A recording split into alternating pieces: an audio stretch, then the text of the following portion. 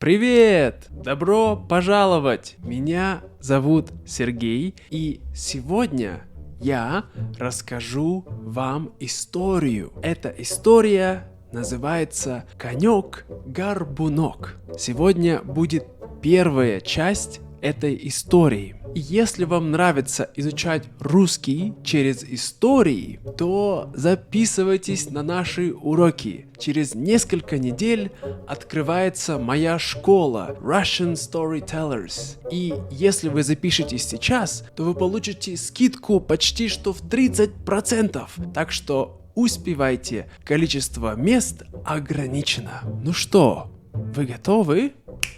Поехали! В некотором царстве, в некотором государстве жил-был старик. Да, вот наш старик. И у этого старика было 3 сына. Был старший сын, умный, был средний сын, и так, и сяк, не умный, но нормальный. И был младший сын, дурак. Звали его Иван. И этот отец, этот старик, вот, он был фермер. Да, давайте смотреть. И у них были поля. Да, это мы видим здесь, это все поле. Здесь на поле у них растет пшеница. Да? Это мы называем пшеница. Да? Вот. У них растет пшеница на поле. Но проблема. У них есть проблема. Кто-то, мы не знаем кто, приходит ночью и топчет и ломает их пшеницу. Да? Видите, здесь пшеница, кто-то ее ломает. И старик говорит: так, надо ночью прийти и посмотреть, кто это делает. И тогда 3 брата решили ночью пойти и смотреть, кто ломает, кто топчет их пшеницу. И вот первый брат и второй брат, они каждую ночь, то есть было 3 ночи. В первую ночь пошел старший брат. И когда была ночь, он не хотел смотреть, кто это. Поэтому он просто лег спать и спал. Во вторую ночь второй брат, он тоже не был очень, так сказать, ему было не очень интересно, или он боялся, или ему было холодно, поэтому он просто убежал из поля и не стал ничего смотреть. А каждое утро они говорили их отцу: мы не знаем, что случилось, не знаем, кто это делает. Понимаете? И когда была 3-я ночь, конечно, наш самый младший сын Иван Дурак, он, 3-я ночь, да? Он не спал, он не убежал, он остался на поле.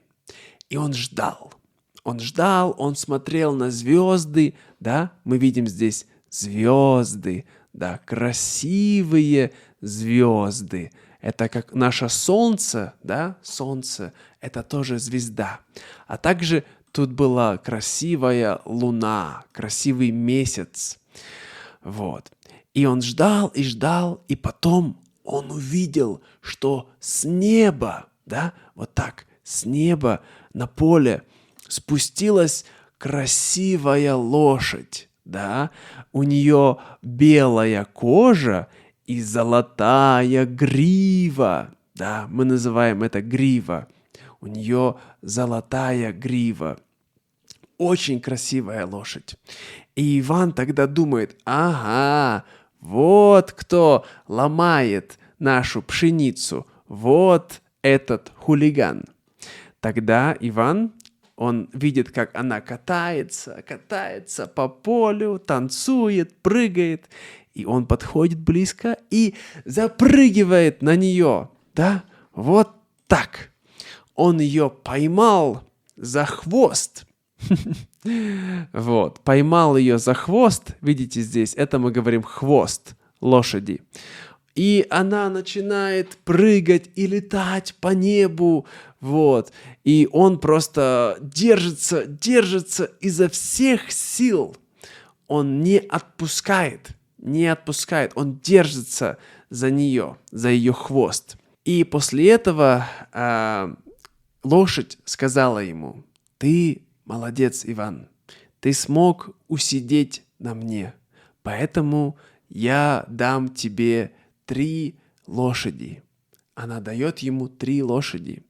2 лошади большие, красивые, черные лошади. И тоже у них золотая грива. А 1 лошадь маленькая.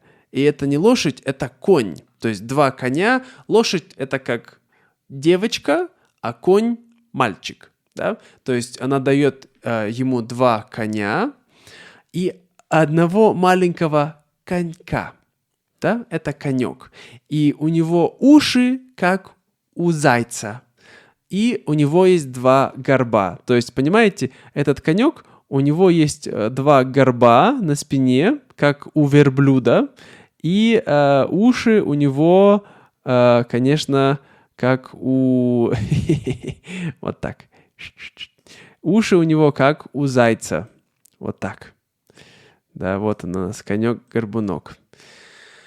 И он был очень маленький, этот конек-горбунок. Вот. И ему дала эта лошадь. И, конечно, он был счастливый. И лошадь, она ушла. Сказала, больше не будет топтать их пшеницу, ломать пшеницу. И он ушел за водой для лошадей. Да? Пошел взять воду, чтобы напоить лошадей.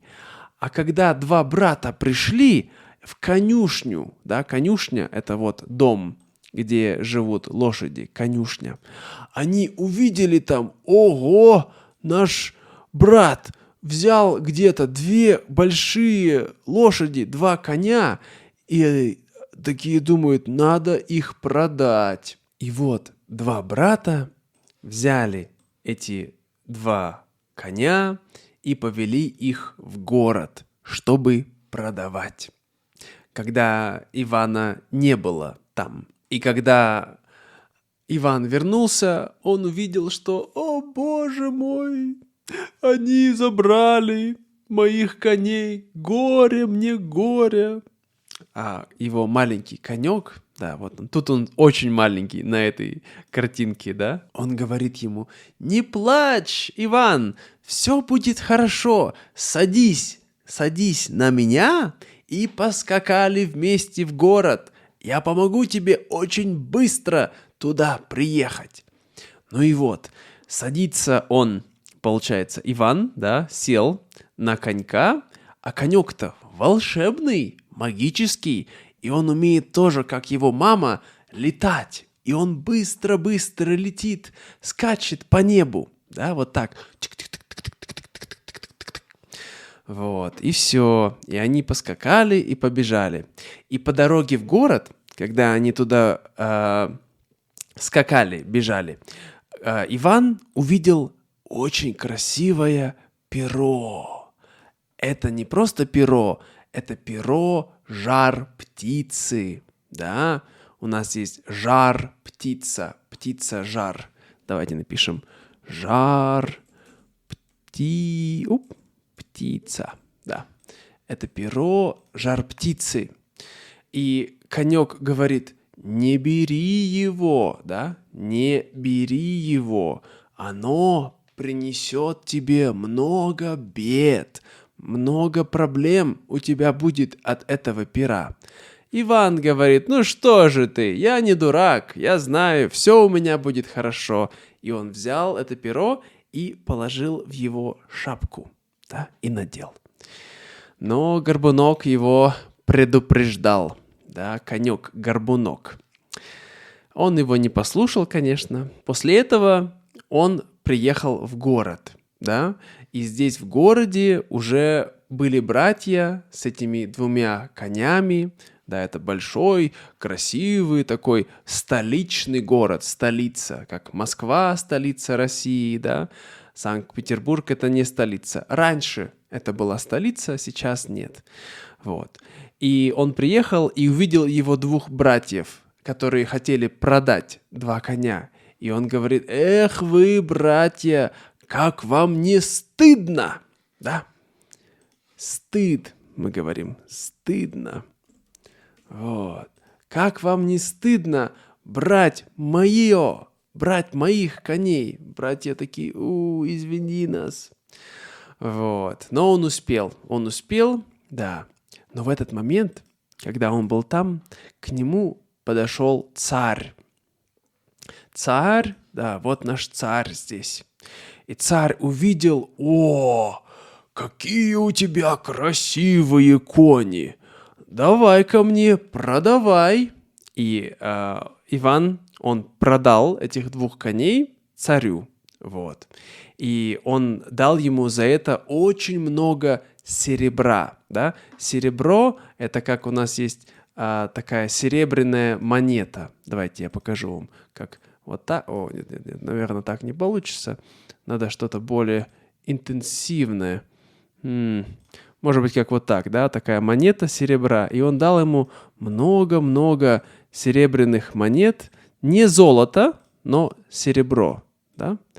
Вот. Дал ему много серебряных монет за этих 2 коней.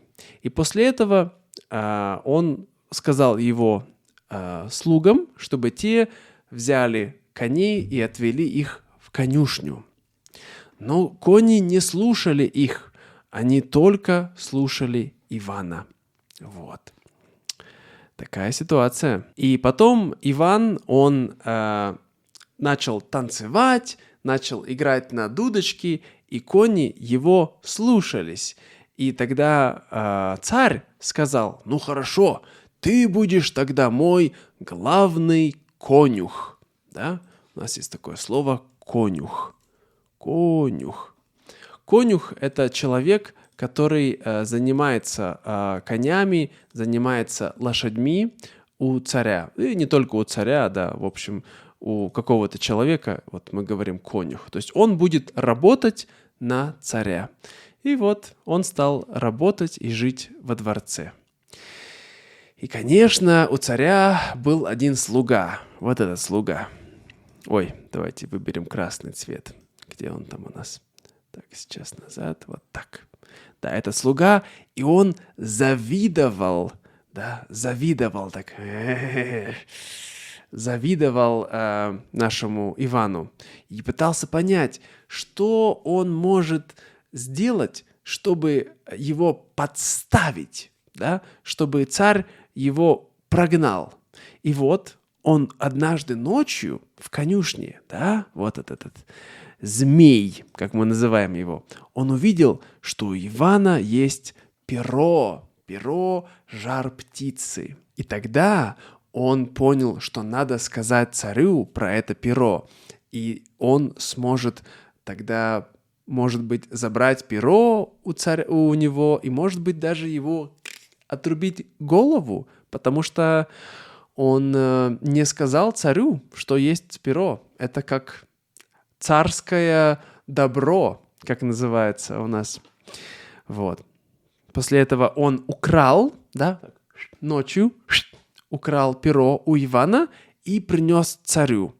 А у царя, царь спал в его кровати, много подушек, видите, и у него есть кошка странная, вот.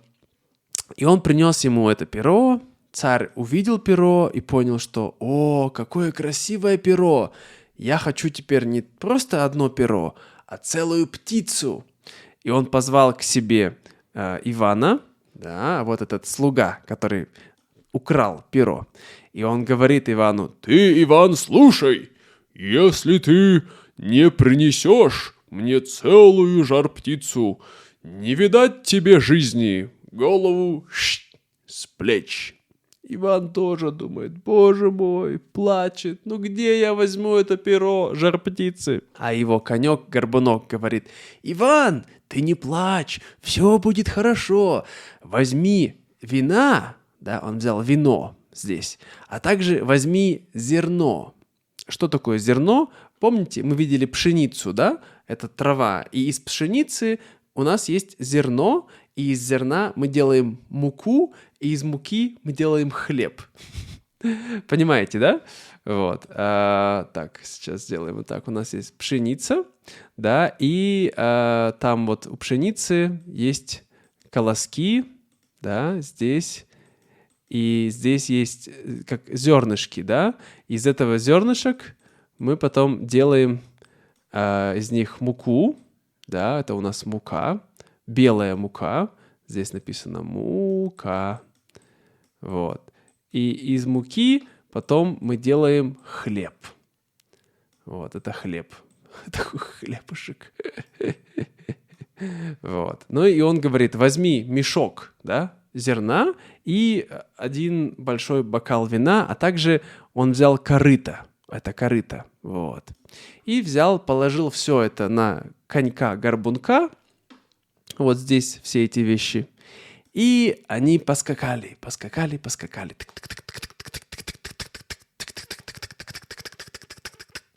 Такая музычка должна там играть. Вот. И потом, что они сделали? Они положили корыто, да, вот оно корыто, насыпали туда зерно и налили вино.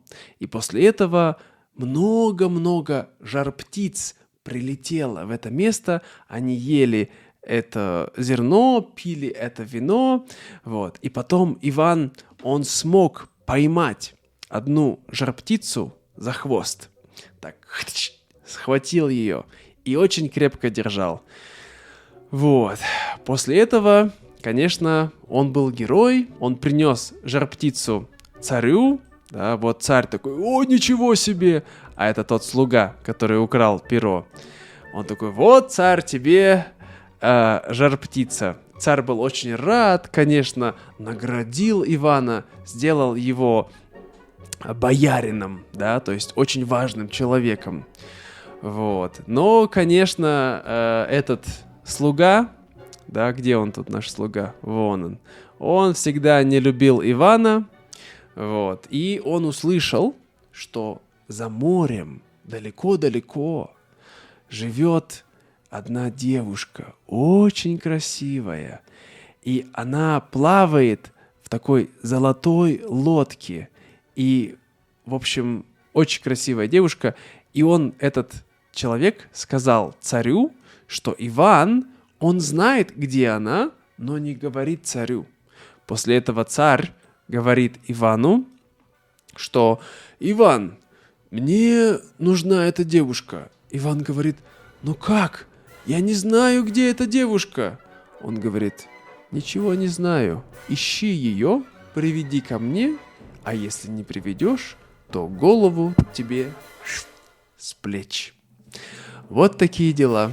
Ну что, друзья, это все на сегодня. Это была первая часть этой истории. Если вы хотите знать, что будет дальше, как Иван спасет эту девушку, приведет он ее к нему или нет, то, конечно, подписывайтесь на канал, ставьте лайки, пишите комментарии и тому подобное. Спасибо всем большое, кто смотрел это видео, а особенно огромное спасибо всем моим патронам на Патреоне. Отдельное спасибо таким людям, как Веро, Мелисса, Майкл, Брюс Ли, Алекс, Андреа, Джефф, Кайл и Джош. Благодарю вас. Если вы также хотите поддержать мой канал, вы можете сделать это на Патреоне, здесь или здесь. Спасибо вам, друзья. До скорого и пока-пока.